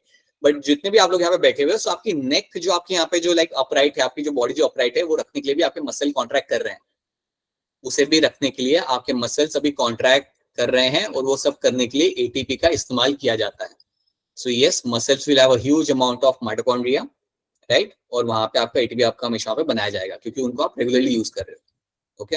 एंड केस अगर आप में से कोई लेट के भी लेक्चर देख रहा है तो प्लीज बैठ के देखिए. That is not something we expect. ठीक है. So that is something you should be very much clear with. अब यहाँ पे बस आपको एक और चीज मैं बताऊंगा यहाँ पे. माइटोकॉन्ड्रिया के साथ एक टर्म याद रखना and that term is called as my endosymbiotic theory. Endosymbiotic theory. क्या आप में से कोई इसे एक्सप्लेन करना चाहेगा? एंडोसिम्बायोटिक थ्योरी क्या कहती है? फिर मैं भी एक्सप्लेन कर दूंगा. एक बार मुझे एक्सप्लेन करके बता दिया तो मुझे भी याद आ जाएगा क्या कहती है वो थ्योरी. मोनिका बताइए, what does my endosymbiotic theory tells us? कि सर एक टाइम था, मतलब एक बैक्टीरिया था जो अकेला रहता था एक ओशियन में ना, और उसके बाद मतलब सभी ऐसे मतलब जब हमारी एवोल्यूशन बन रही थी ना, तो फिर गलती से वो मतलब सभी बैक्टीरिया अलग ही रहते थे और वो एक अकेला रहता था ना माइटोकॉन्ड्रिया, और बाद में वो हमारी बॉडी में आ गया और उसके मतलब उसको हमारी बॉडी में फेवरेबल कंडीशंस मिल गई ना, उस जिससे हमें फायदा थोड़ा सा फायदा था, वो इसलिए हमारी बॉडी में रहने लग पड़ा. डायरेक्ट बॉडी में आ गया? Direct it's like it sounds like वहां पे कोई एनिमल तैर रहा है तो उसकी डायरेक्ट बॉडी में. आपका answer it's very true, right. Body की जगह हम बस वहां पे सेल डाल देंगे. Yes sir. बॉडी के वहां पर चला जाएगा. ठीक है. अपूर्वा, इसमें आप कुछ ऐड करना चाहेंगे? सर माइटोकॉन्ड्रिया को प्रोटेक्शन चाहिए था और सेल को एटीपी, तो वो दोनों को उसका वहां पे फायदा मिल गया, राइट। तो बिल्कुल सही मोनिका, अपूर्वा, आप दोनों का यहाँ पे आंसर बिल्कुल यहाँ पे सही है। तो मैं इसको एक बार फिर सबके लिए एक्सप्लेन करता हूँ। आपका जो माइटोकॉन्ड्रिया था, कहा जाता है कि आपका एक अकेला रहता था ओशंस के अंदर। Now this goes two thousands of year back, जब आपका लाइफ लाइक अर्थ के ऊपर सिर्फ कुछ सेल्स थे which were on the oceans, right. तो वो टाइम पे कहा जाता है कि माइटोकॉन्ड्रिया आपका सोलो लाइफ जीता था या अकेले रहता था ओशन के अंदर, ठीक है। सो माइटोकॉन्ड्रिया को क्या था कि वो सनलाइट, ओशन में अकेला रहना, it need someone who can give him the protection. और वो उसी ओशन के अंदर आपके सेल भी थे, सेल भी वहां पे ग्रो कर रहे थे, सेल भी आपके ओशन में वहां पे रहते थे, लेकिन सेल को कोई चाहिए था जो उनके लिए एनर्जी बना के दे। तो यहाँ पे हुआ क्या कि आपके जो माइटोकॉन्ड्रिया थे, they decided to get inside the cell and started living over there. तो आपके जो माइटोकॉन्ड्रिया थे वहां पे वो सेल के अंदर आ गए, और जैसे ही वो सेल के अंदर आ गए तो उन्हें फायदा क्या मिला, उनको एक सेल मेम्ब्रेन मिल गई, जिसकी वजह से उन्हें मिल जाता प्रोटेक्शन। क्योंकि साइटोप्लाज्म में आपका एनवायरमेंट काफी स्टेबल होता है, वहां पे आपका कोई बहुत ज्यादा पीएच या बहुत लो पीएच नहीं होता, it is a very stable environment. तो वो माइटोकॉन्ड्रिया को मिल गया, तो माइटोकॉन्ड्रिया को रहने के लिए एक अच्छी जगह मिल गई। सेल को क्या फायदा हुआ, सेल को यहाँ पे फायदा ये मिला कि जैसे ही माइटोकॉन्ड्रिया उसके अंदर चला गया, so cell was getting a organelle जो उनके लिए अब एटीपी बना के देगा। So that is called as my endosymbiotic. Endo मतलब अंदर जाना, इट इज माय एंडो मतलब अंदर जाना, सिम्बायोटिक मतलब आप जानते हो दोनों को फायदा हो रहा है।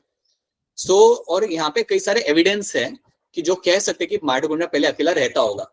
और वो एविडेंस क्या है यहाँ पे, आपका खुद का डीएनए, इसके पास खुद का डीएनए था और उसके पास खुद के राइबोसोम्स थे। अगर एक ऑर्गेनेल के पास खुद का डीएनए और खुद के राइबोसोम्स है तो वो अकेला रह सकता है, right. And that was a theory, and that theory is called as my endosymbiotic theory. अगर आप देखोगे ना, तो आज जब मैंने आपको लिंक तो नहीं, जब मैंने आपको आज मैसेज डाला था ग्रुप के अंदर, तो वहां पे मैंने आपको जीआईएफ डाला था। क्या वो जीआईएफ आपने देखा था आप लोगों ने? Yes sir. Yes sir. GIF देखा है तो उसमें आप देखो वहां पे हो क्या रहा है। वहां पे एक्चुअली में एक सेल है, वो एनगल्फ कर रहा है माइटोकॉन्ड्रिया को, और वो माइटोकॉन्ड्रिया अंदर जाके रहना चालू कर देता है और अंदर ग्रो करना चालू कर देता है। That is actually GIF of endosymbiotic theory. और वही चीज हुई थी आज से हजारों साल पहले, एंड उसके बाद माइटोकॉन्ड्रिया तब से सेल के अंदर ही रह रहा है, and that is what has happened years back। और उसके एविडेंस हम यहाँ पे देख सकते हैं, as a DNA, its own DNA, having its own DNA and having its own ribosomes. तो क्या ये कहानी आपको यहाँ पे समझ आ रही है? Is the endosymbiotic theory clear to all of you? Yes sir. Yes sir. Yes sir. तो खुशी खुशी हाँ बोलो, लग यस बोलो, ऐसा लग रहा है जैसे दिल पे Yes, पत्थर sir. बोल रहे हो। हाँ यस, आगे बढ़ो sir. Right, please let me know if it's not clear. अगर क्लियर नहीं तो बता दो, मैं रिपीट कर दूंगा, बोल दो। सर रिपीट कर दो। सर रिपीट कर दो। हाँ ठीक है, ऐसा बोल देने का, ठीक है। So let me find a space to repeat that, ठीक है।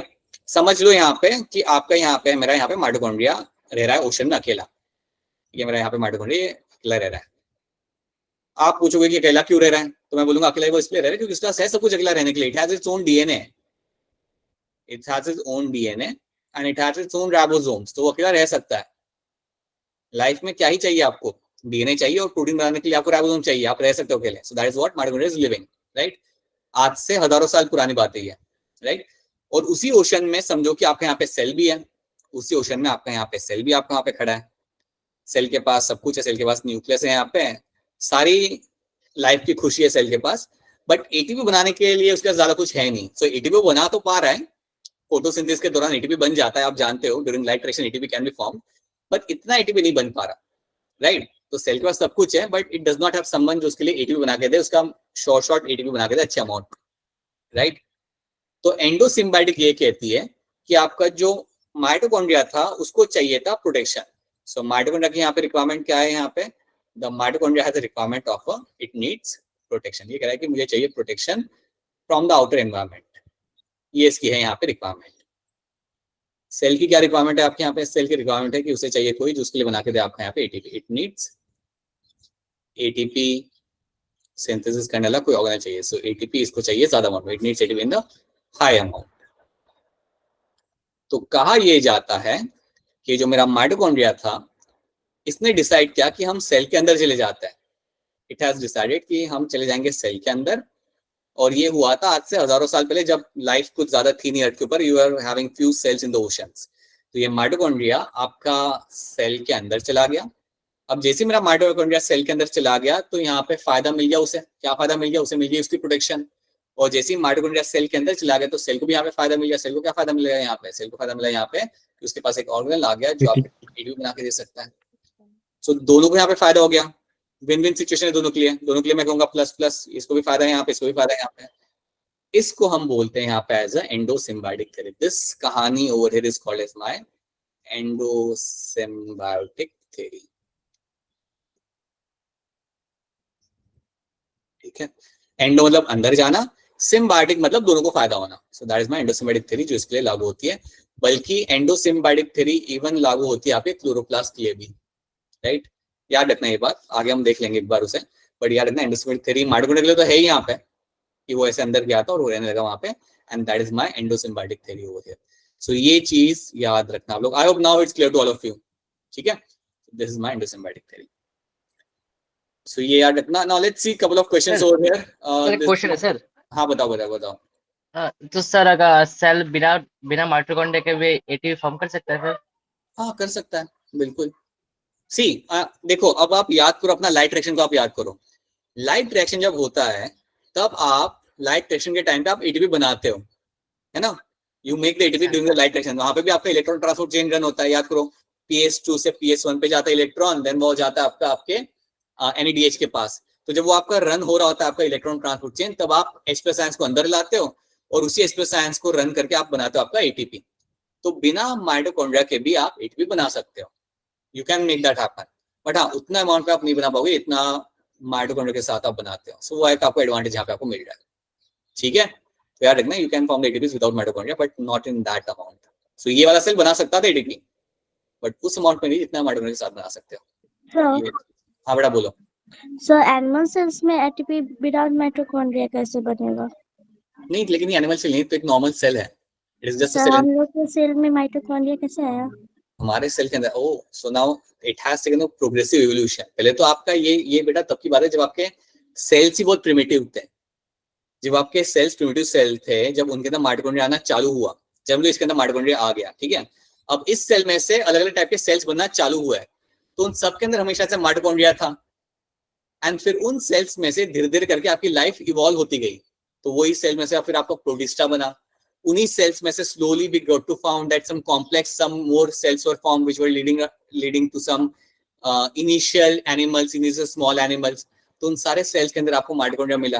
तो फिर आप ये कह रहे हो कि हमारे अंदर माइटोकॉन्ड्रिया क्यों है? बिकॉज हमारे जितने भी एंसेस्टर्स थे उनके अंदर पहले से ही माइटोकॉन्ड्रिया था, और उनके अंदर माइटोकॉन्ड्रिया कहाँ से आया था? From the outside, from the sales.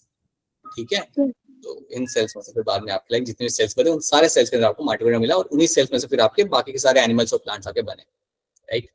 हमने डायरेक्टली जंप कर दिया एनिमल प्लांट्स को, but there were many small animals were form initially, then the other advance animal were formed. तो ये चीज आपको यहाँ पे रखनी है याद। So that is the story of mitochondria. So ये क्वेश्चन आपका आंसर आप में से कोई भी फटाफट अनम्यूट करके डायरेक्टली बता सकता है। इसका आंसर यहाँ पे क्या होगा? Mitochondria sir. बिल्कुल सही, राइट? इसका आंसर आप देने के लिए आप हैंड रेज करोगे। Which of the following structure between the two adjacent cell is an effective transport pathway? Transport करने के लिए कौन सी ये दो चीजें, कौन से यहाँ पे टर्म हम यूज कर सकते हैं यहाँ पे? अक्षय बताइए क्या होगा इसका आंसर? ये होगा प्लाज्मोडेस्माटा। अक्षय यहाँ पे कह रहे हैं आपका यहाँ पे ऑप्शन ए। एक और आंसर मिलूंगा यहाँ पे। धर्मेंद्र चौधरी, आपको क्या लग रहा है? A, plasmodesmata is the one. Yes, that's the correct answer. ये आपका ट्रांसपोर्ट करने के लिए आपके दो सेल के बीच में आपको ये देखने के लिए मिल जाता है। That is only seen in the plant cell, right? ये दो क्वेश्चन हमने यहाँ पे देखे। Now let's jump on to my plastids. Plastids की अगर हम यहाँ पे बात करेंगे, so we have like last 10 minutes. Plastids हम will have a look at that later. Okay, आज के क्लास में अभी तक हमने क्या देखा है वो हम पहले यहाँ पे देख लेते हैं। We have seen the mitochondria, we have seen the ER, Golgi, lysosomes, vacuoles and cell wall. That is something we have seen, right? अभी इसमें कुछ ऑर्गेनल यहाँ पे रहेंगे, कुछ organelle you will have to look at by yourself. I tell you कि आपको कौन से, मैं आपको लिखूंगा, आपको मैसेज डालूंगा ग्रुप के अंदर, जो आप एक बार फिर अपने एंड से खुद से आप उन्हें देखोगे यहाँ पे। Okay, now before we wrap up the class in the last few minutes I have to discuss something in terms of testing को लेके, ठीक है? तो मैं अभी आपके साथ एक यहाँ पे एक PPT आपके साथ यहाँ पे लाइक ओपन करूंगा। Just wait a minute, we have to discuss few things about the how to give your test, जो आपका संडे को होने वाला है। ठीक है, संडे को आपका यहाँ पे टेस्ट होगा जिसमें आपके सामने कुछ क्वेश्चंस आएंगे which will be multiple choice question. Her subject में से आपके 30 क्वेश्चन आएंगे. Okay, you will have a 30 question from every subject. Chemistry, bio, physics में से आपके 30 क्वेश्चन आपके यहाँ पे आएंगे, राइट.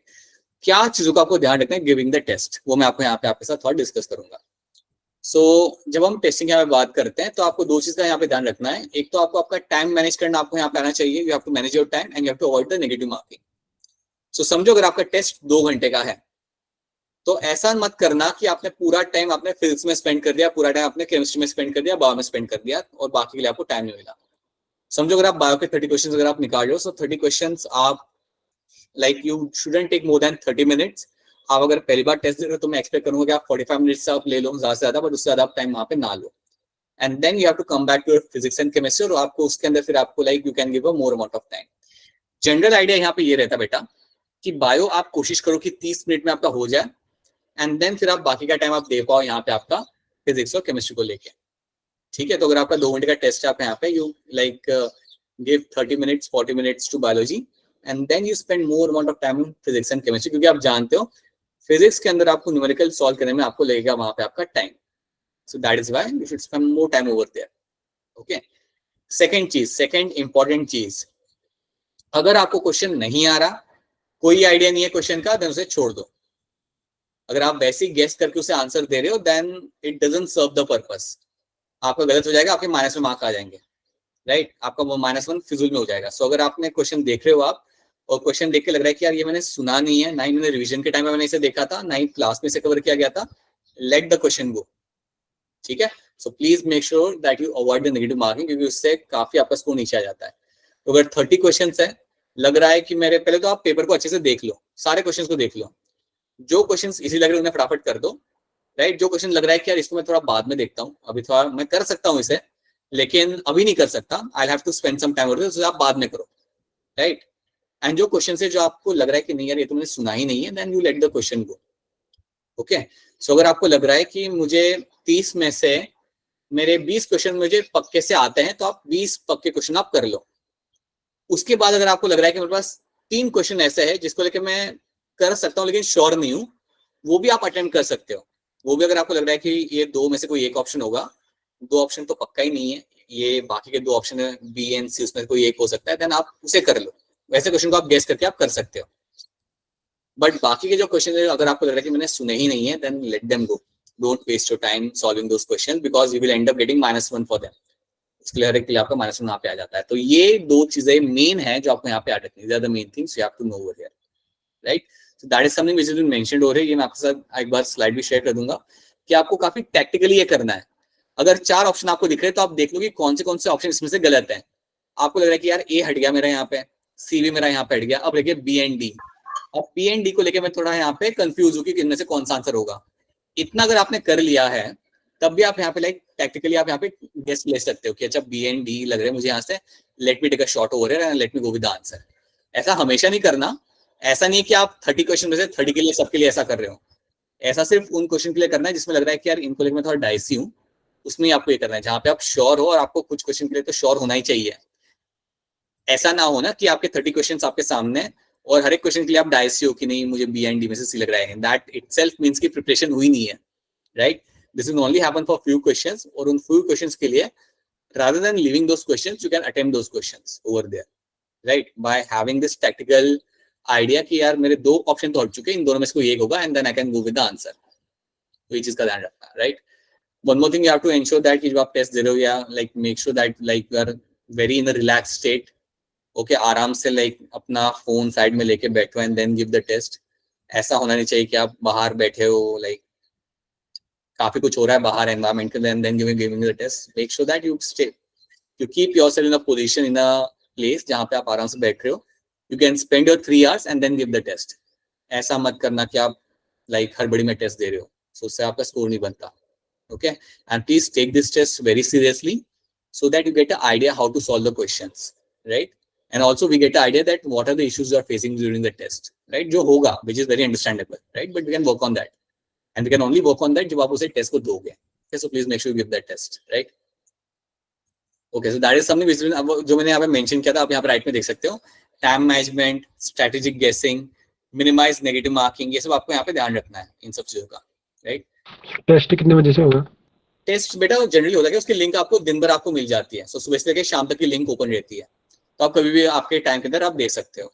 तो समझो अगर आपका फोन लाइक दिन के टाइम पे आपका अवेलेबल नहीं है, आपके एल्डर ब्रदर या किसी और के पास है, देन आप शाम को दे देना test, right. So the link will be open to you from morning till evening, ठीक है।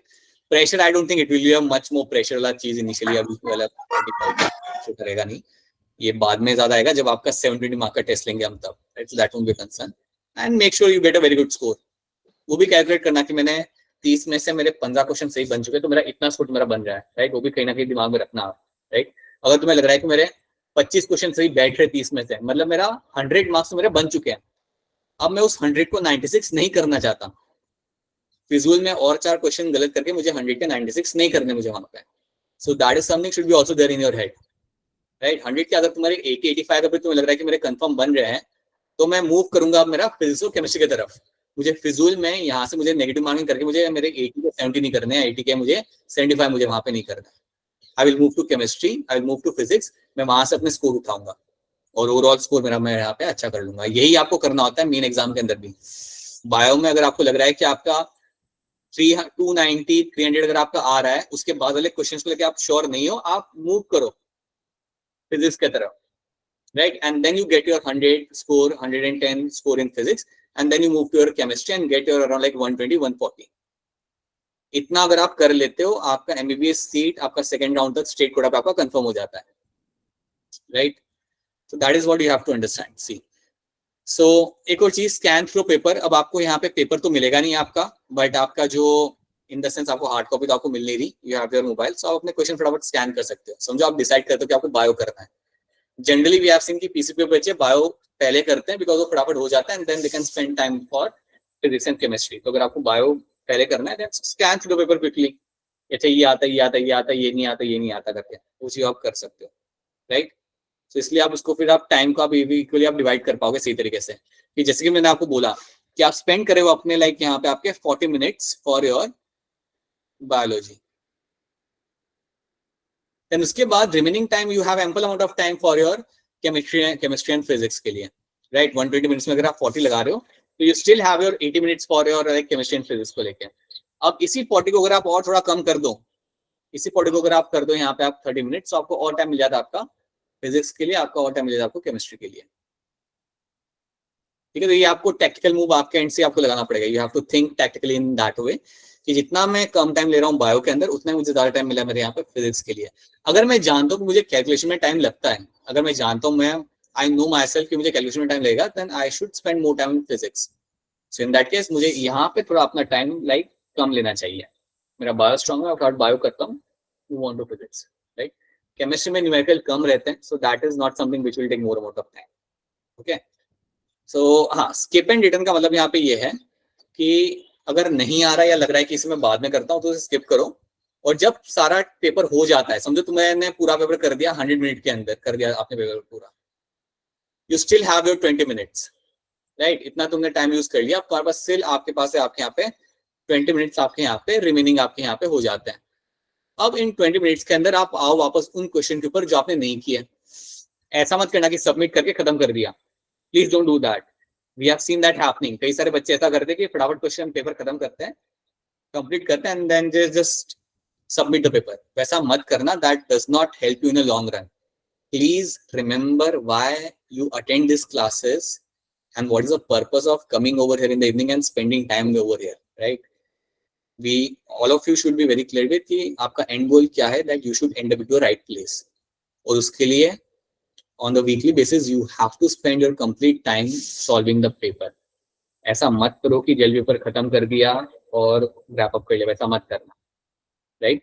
तो जो 20 मिनट्स आपको मिल रहे, spend those 20 minutes seeing all the questions। उन क्वेश्चंस को आप जाके देखो जो आपने छोड़ दिए और आपको लग रहा है कि आप उन्हें कर सकते हैं नहीं कर सकते हैं, you can spend those time over there। So these are the main things you have to see in this, right? Uncertain question अगर आपका लग रहा है छोड़ दो, लग रहा है कि नहीं सुना मैंने, क्वेश्चन बाहर का है, छोड़ दो आप उसे, कोई जरूरत नहीं करने की, राइट। एक बार आपने सॉल्व किया, ये मेनली आपका फिजिक्स में आपका और केमिस्ट्री में ज्यादा मेन होगा कि अगर आपने एक क्वेश्चन को सॉल्व किया, आपका आंसर निकल के आ रहा है, एक बार चेक कर लो क्योंकि बात 4 मार्क की है, right. So please make sure you have a double check and then you go for that bubbling or when you go for selecting of the question answer. So double check करना जरूरी है so that you don't miss out on something. So these are the things you have to do. यही कुछ चीजें आपको यहाँ पे ध्यान रखनी है. I think they are very simple. I hope ये सारी चीजें आपको समझ आ रही है जो मैं आपको बता रहा हूँ. Okay. Yes, sir. Yes, sir. Only few things you have to take into account. Negative marking avoid करो. Make sure जो आपको आ रहा है वही क्वेश्चन आप अटेंड करेंगे. जो क्वेश्चन नहीं सुना उसे आप बिल्कुल स्किप कर दो. And ensure that कि अपने टाइम को सही तरीके से आप मैनेज करो. बायो के अंदर you don't have to spend more amount of time, फटाफट उसे खत्म करके then move on to physics जो ज्यादा टाइम ले रहा है and then chemistry. जो भी आपका स्ट्रॉन्ग पॉइंट, अगर आपको लग रहा है कि यार नहीं यार मेरा फिजिक्स स्ट्रॉन्ग है, you start with the physics, कोई दिक्कत नहीं है, बट मैनेज द टाइम. ऐसा ना हो कि 120 मिनट्स में से 70 मिनट आप फिजिक्स में लगा रहे हो एंड देन फिर आप हड़बड़ी में बायो और केमिस्ट्री कर रहे हो. ऐसा this shouldn't happen, right?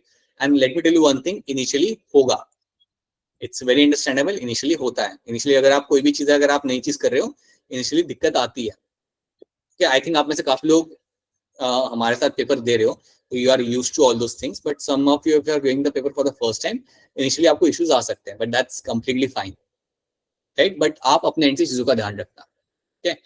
While doing the test, keep the clock ending, मतलब या make take into account कि वो तो आपका टाइमर आप लगा ही होता है, so you get to know that, right? And only attempt a question when you are 100% sure कि यार इसका आंसर तो मैं जानता हूँ. तो ये बात आपको यहाँ पे रखना. These are the few things you have to take into account. And slowly क्या होगा ना, जब आप टेस्ट दोगे, हम आपका टेस्ट का एनालाइज करेंगे, आपके साथ डिस्कस करेंगे, तो वो और आपका फिल्टर होता जाएगा. आप भी मुझे बताओगे कि हाँ सर ये दिक्कत आ गई थी, यहाँ ये चीज को मैं ध्यान से कर सकता था लेकिन मैंने किया नहीं. So yes, with the course of time, अगर आपको अभी के टेस्ट में अगर आप सारी चीजें फॉलो नहीं कर पाए, धीरे धीरे आप फॉलो कर पाओगे, फॉर श्योर आप कर पाओगे. ठीक है, so don't worry about that. ठीक है, if you want I can share the slide, this slide as with you as well, right? Now before we wrap up the class, इसके लिए हमारा क्लास हम लोग रैप करें, I just want to know few things from your end. और कुछ चीजें मैं आपको यहाँ बता देना चाहता हूँ.